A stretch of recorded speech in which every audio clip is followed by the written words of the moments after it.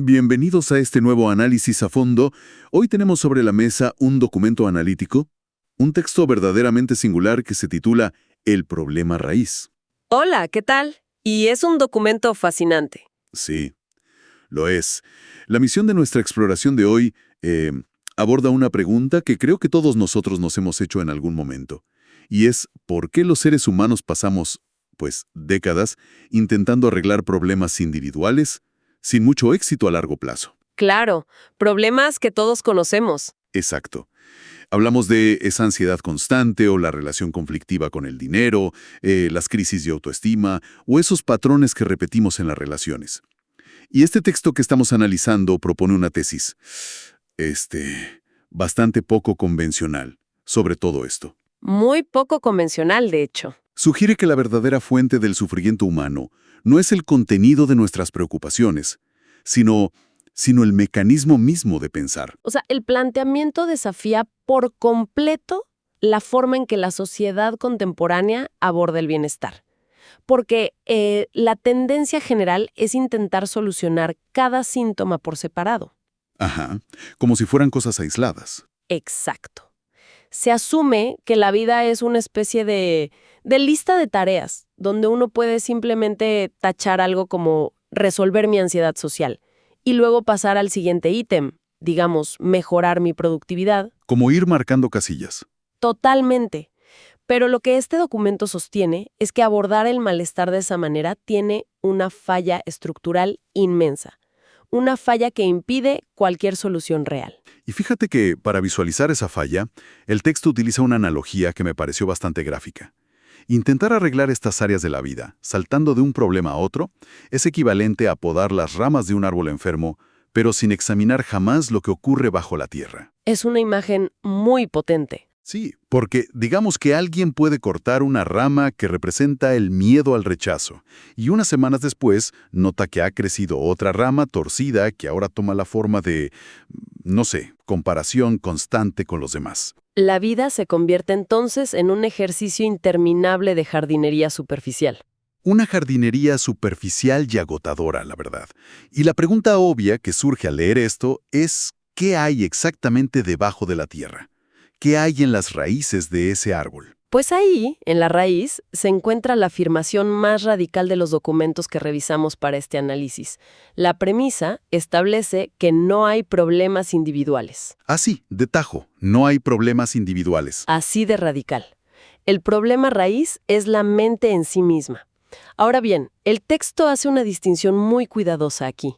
No se refiere a la mente como la capacidad cognitiva de resolver un problema matemático o de recordar una dirección. Claro, no hablan de la memoria operativa o cosas así. Exacto. Se refiere a la mente psicológica, a esa voz interna que los autores denominan el ventríloco. Y ese concepto, el del ventríloco, creo que ilustra perfectamente la dinámica. Es una voz que narra nuestra vida, pero nos hace creer que esa voz somos nosotros mismos. Y esa es la trampa central. El documento describe a este ventríloco como un enjambre de símbolos y narrativas que operan dentro del sistema nervioso. La tragedia, según los autores, es que este mecanismo nunca se cuestiona a sí mismo. Nunca. Así es. Mientras el ser humano asuma que su sufrimiento proviene de un asunto concreto del exterior, digamos un trauma del pasado, la situación económica o una dinámica familiar compleja, va a seguir peleando con sombras. Es como mirar una pantalla de cine. La pantalla puede cambiar de película, mostrando diferentes actores, diferentes escenarios dramáticos, pero quien observa sigue sin darse cuenta de que simplemente está mirando una proyección. Exactamente. La raíz no reside en el contenido de los pensamientos, sino en esa fábrica que produce el pensamiento de manera compulsiva, simplemente para mantener su propia continuidad. Y hasta que no se observa cómo opera esa fábrica, cualquier avance aparente es solo un reajuste dentro del mismo laberinto, lo que nos obliga a definir de qué estamos hablando realmente cuando usamos la palabra mente. Es un punto crucial. Sí, porque quienes nos escuchan seguramente están familiarizados con la famosa distinción entre el mapa y el territorio de Alfred Korzybski. Las fuentes retoman este modelo conceptual para desarmar la confusión. Y lo aplican de una manera muy clínica. El territorio es el organismo real. Es la biología pura. El aquí y el ahora físico. Exacto. El cuerpo físico, la respiración que ocurre en este mismo instante, la percepción directa del entorno sin filtros. Eso es lo que está ocurriendo genuinamente en el espacio físico. ¿Y el mapa? El mapa, por el contrario, es esa mente psicológica. Es una corriente incesante de representaciones. Son recuerdos editados del pasado, etiquetas conceptuales que proyectamos sobre otras personas y puros simulacros de escenarios catastróficos o idealizados sobre el futuro. O sea que el sufrimiento surge al confundir la descripción de la realidad con la realidad misma. El mapa se superpone al territorio hasta volverlo invisible. Y lo que las fuentes subrayan, que me parece revelador, es que esta mente psicológica no es un objeto sólido. ¿No lo es? No es un órgano físico. Es puramente un proceso, un movimiento incesante de narración. Son pensamientos que se sustituyen unos a otros a una velocidad vertiginosa. Y al comprender que la mente es esencialmente movimiento, llegamos a una de las conclusiones más contraintuitivas de todo este análisis. El documento sostiene que la idea de buscar una mente en paz es, por definición, un oxímoron. Una contradicción absoluta en sus propios términos. Totalmente. Y ese punto, fíjate, va en contra de la inmensa mayoría de la literatura contemporánea sobre bienestar, porque casi todo lo que leemos allá afuera vende precisamente la paz mental como el gran objetivo final. Es que la lógica del texto para desmantelar ese objetivo es fascinante. Piénsalo así. Si la mente psicológica es flujo, es fricción y es narración constante, y la paz implica una ausencia de conflicto y de resistencia, es estructuralmente imposible que coexistan. Claro, el agua y el hacerte. Exacto. El ventríloco necesita el contraste para sobrevivir. Requiere comparar el momento presente con un pasado idealizado o generar una sensación de carencia perpetua que nos diga que algo falta por resolver. Necesita fabricar el tiempo psicológico. Así es. Sin esa fricción, la identidad construida por el ventríloco simplemente se desvanece, se apaga. Entonces, buscar acallar la mente usando la misma mente es un callejón sin salida. Las fuentes sugieren que cuando surge el deseo de tener la mente en paz, a menudo se esconde una exigencia muy sutil del propio ego. Una trampa. Una trampa, porque en el fondo la narrativa interna está diciendo algo como: quiero mantener mi identidad, mis opiniones y mi biografía intactas, pero simplemente quiero que deje de doler. Quiero ser yo, pero sin sufrir. Exactamente. Y el análisis es tajante al afirmar que ese estado no existe. La mente psicológica es sinónimo de insatisfacción porque, literalmente, ese es su combustible. Y para ilustrar cómo opera este mecanismo de sufrimiento, el texto recurre a una analogía clásica en las tradiciones contemplativas, la de la conciencia como el cielo infinito y los pensamientos como las nubes que transitan por él. Una imagen muy conocida. Sí, pero aunque es conocida, el documento la disecciona de una manera muy particular para explicar la mecánica del error humano. En el cielo físico, las nubes aparecen, se vuelven oscuras en una tormenta o blancas en un día despejado y eventualmente se disipan. ¿Pasan y ya? Exacto. El cielo, sin embargo, jamás se altera. No se reduce por la cantidad de nubes, ni sufre daños por los relámpagos. Sigue siendo el cielo. Y ahí es donde el error de identificación ocurre, cuando la nube se convence a sí misma de que es el cielo.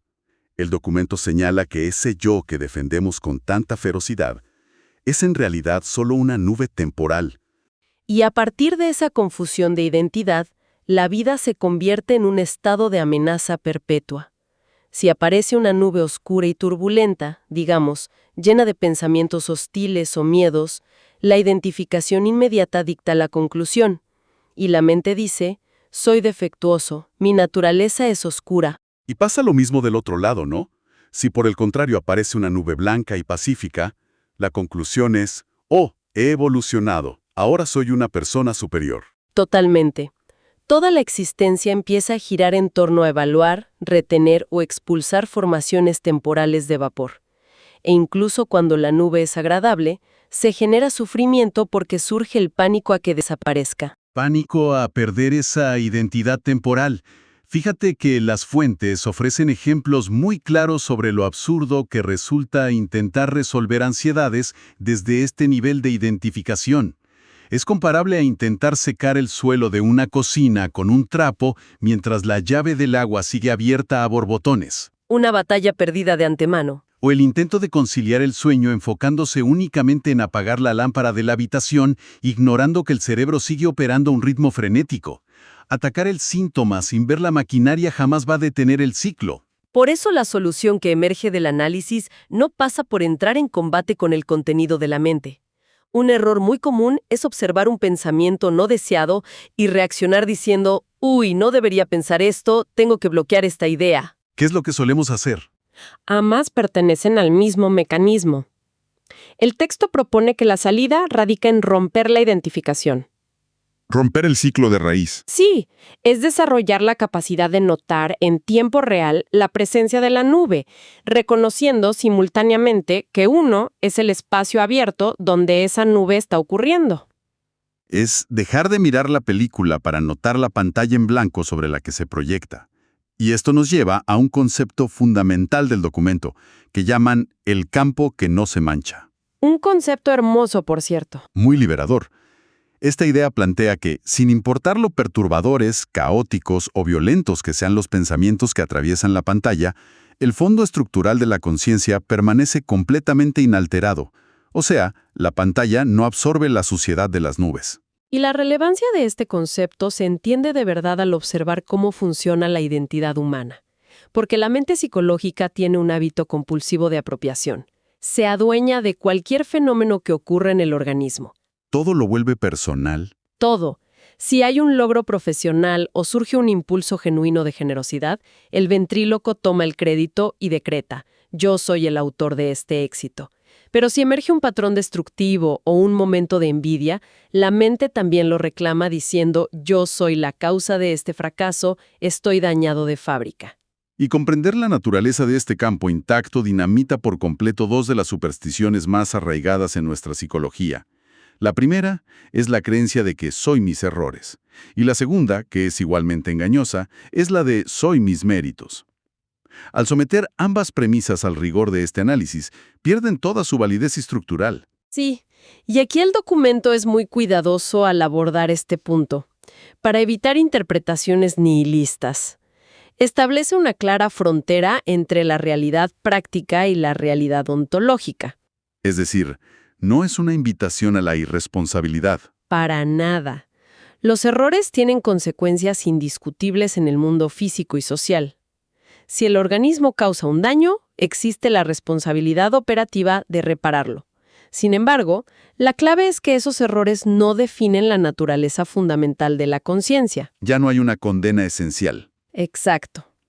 Al integrar esta visión, mecanismos paralizantes como la culpa crónica, el exceso de moralismo o el orgullo espiritual se quedan sin sustento. El personaje fabricado pierde la autoridad para exigir recompensas o imponerse castigos perpetuos. Se desmonta el escenario por completo. Ya no hay un juez ni un acusado. Y una vez que cae esa ilusión narrativa, el texto describe el estado natural del organismo utilizando 3 términos muy específicos. Lo define como vacío, suelto y natural. 3 palabras clave. Y los autores advierten que no deben leerse como poesía inspiracional o palabras bonitas, sino como descripciones técnicas de un sistema nervioso que ha dejado de operar bajo el dictado del ventrílocuo. Y desempacar esos 3 adjetivos es crucial porque suelen malinterpretarse mucho. El término vacío, en ciertas corrientes occidentales, se asocia erróneamente con la apatía o con una anestesia emocional o falta de propósito. Como estar deprimido. Como estar desconectado de la vida, sí. Pero en el contexto de este documento, significa la ausencia de una ocupación ficticia. Es estar vacío de las máscaras sociales que requieren un mantenimiento constante. Dejar de actuar. Así es, el organismo sigue sintiendo dolor físico, sigue trabajando y estableciendo vínculos, pero sin la sobrecarga de un narrador interno obsesionado con auditar y juzgar cada interacción. Es como eliminar el ruido de interferencia de fondo. Y en cuanto al estado suelto, el análisis lo contrapone a la rigidez que es tan característica de la mente identificada. Porque una identidad basada en el ventríloco vive en contracción continua, siempre intentando controlar las variables externas para evitar cualquier amenaza a su autoimagen. Operar de manera suelta implica una flexibilidad profunda. Moverse con la vida, no contra ella. Permite que el organismo cambie de dirección, reciba nueva información y ajuste su comportamiento sin que el ego se fracture en el proceso. Facilita la capacidad, por ejemplo, de admitir un error evidente sin la necesidad de desplegar elaboradas estrategias de justificación y defensa. Porque la supervivencia psicológica ya no está en juego. Claro, ya no tienes que defender a ese personaje. Y el tercer componente, natural, también recibe una aclaración importante. No sugiere actuar de manera impulsiva o andar por ahí ignorando las normas básicas de convivencia. No es salvajismo. No. Significa responder a la realidad desde la percepción directa del momento. Es la diferencia entre atender una situación presente con claridad y reaccionar ciegamente basándose en un guión obsoleto que nos fue dictado por condicionamientos previos. Y lo que verdaderamente sostiene estos tres estados es una observación clave de las fuentes. Desidentificarse no requiere técnicas esotéricas complejas ni aislarse del mundo en una montaña. No hay que irse a un monasterio. Para nada. Se describe más bien como un ver sostenido. Es la práctica de notar repetidamente cómo las emociones y narrativas emergen y desaparecen, cómo el personaje exige el control de la situación, y elegir, una y otra vez, no validar ese ruido como la propia identidad. Simplemente observar sin comprar la historia. Y con la repetición, este reconocimiento deja de ser un esfuerzo consciente. El impostor pierde credibilidad y operar de forma vacía, suelta y natural se convierte simplemente en la condición base del ser humano. Y para llevar toda esta arquitectura conceptual a la práctica cotidiana, porque los documentos no se quedan solo en teoría, delinean 4 gestos o enfoques muy concretos. Y son muy aplicables. Sí, y aunque quienes nos escuchan seguramente ya conocen la teoría detrás de la atención plena, lo interesante aquí es cómo las fuentes aplican estos gestos no para calmar la mente, sino para desmantelar su autoridad. El primer enfoque, por ejemplo, propone abandonar la búsqueda de soluciones parciales. Eso es vital. Ante la urgencia de arreglar un malestar, la invitación es a pausar e identificar si el esfuerzo está dirigido a las ramas o a la raíz. Lo cual interrumpe el ciclo de reactividad automática. De nuevo, no sugiere ignorar las responsabilidades del mundo físico. Obviamente, pagar facturas, tener conversaciones difíciles o atender problemas de salud son acciones necesarias. Hay que seguir viviendo. Exacto. El cambio de paradigma ocurre al reconocer que el inmenso volumen de angustia psicológica que envuelve a esas acciones no emana de la tarea en sí, sino de la interpretación catastrófica que la mente hace de ellas. Es separar meticulosamente el evento neutro del drama narrativo que le añadimos. Separar el hecho de la historia. Y el segundo enfoque sugiere transformar la manera en que se nombra la experiencia interna, observando la mente como un clima temporal y no como una biografía fija. Porque el lenguaje que utilizamos internamente suele ser la trampa principal. Las palabras importan mucho aquí. Demasiado. Hay una diferencia abismal entre verbalizar «hay ansiedad en el cuerpo» y declarar «soy una persona ansiosa». Porque esa distinción lingüística reestructura la relación completa con el malestar.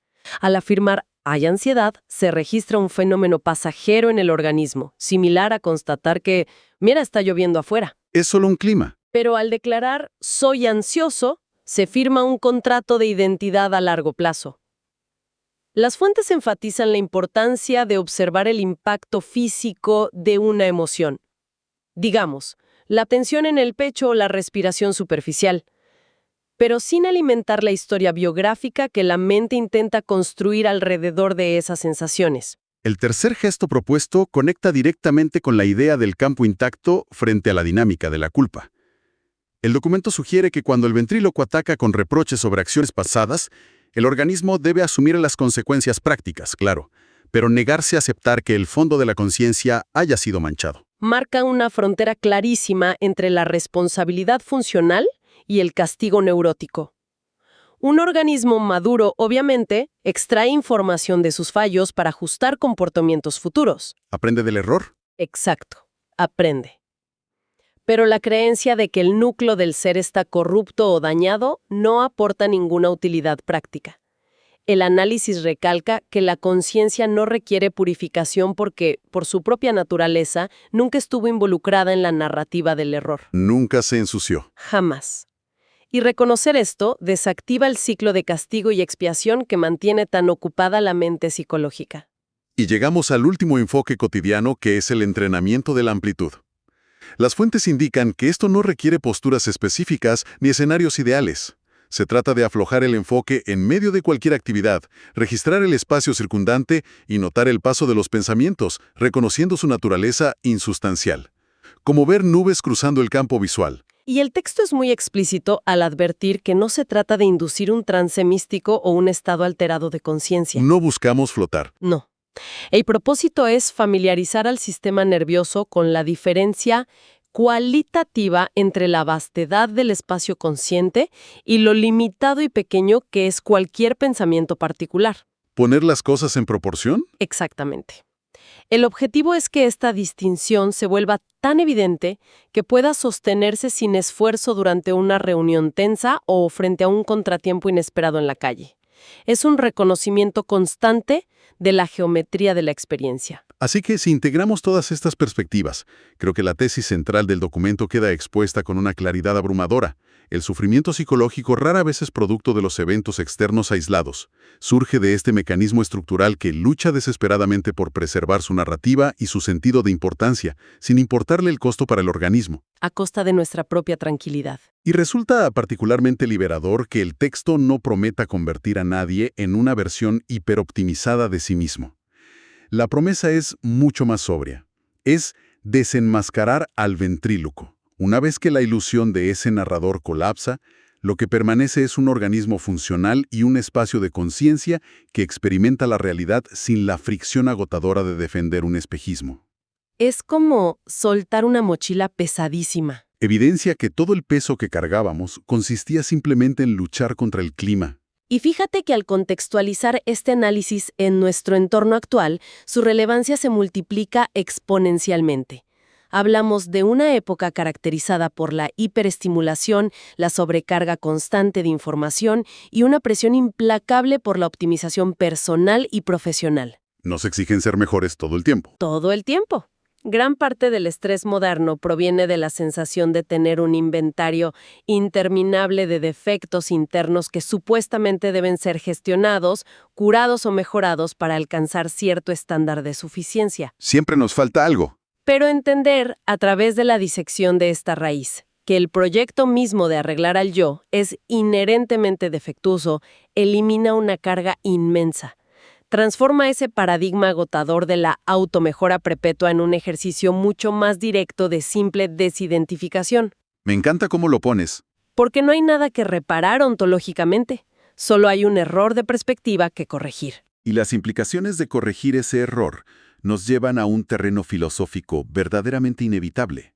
Si tomamos todo el material que hemos explorado hoy y lo llevamos a sus últimas consecuencias, digamos, si aceptamos que nuestra identidad narrativa, con nuestros fracasos más humillantes y nuestros logros más celebrados, son solo nubes temporales sin sustancia. Ajá, ¿qué pasa entonces? Surge una pregunta muy profunda sobre la motivación humana. ¿Qué ocurre con la ambición y los grandes motores de nuestra sociedad? Si alguien reconoce visceralmente que no es la nube que consigue el ascenso, que no es la nube que funda la empresa o que deja un gran legado, sino que es el cielo inalterable, ¿se continúan persiguiendo esas metas externas con la misma ferocidad? Es una pregunta espectacular. ¿O es posible que la naturaleza misma de nuestras aspiraciones y la forma en que interactuamos con el mundo se transforme por completo al perder el combustible de la insuficiencia que el ventríloco nos inyectaba a diario? Yo estoy segura de que es un interrogante que desafía las bases mismas de cómo medimos el progreso y el éxito a nivel individual y colectivo. Desmantela por completo el motor principal de la cultura del esfuerzo contemporáneo. Ya no operas desde el me falta, sino desde el ya estoy completo. Dejamos esta reflexión abierta para quienes nos escuchan puedan explorarla desde su propia experiencia. Quizá la próxima vez que noten esa voz interna comenzando a narrar problemas urgentes que deben resolverse, puedan observarla solo como una nube más pasando por el cielo. Nos encontramos en la próxima exploración.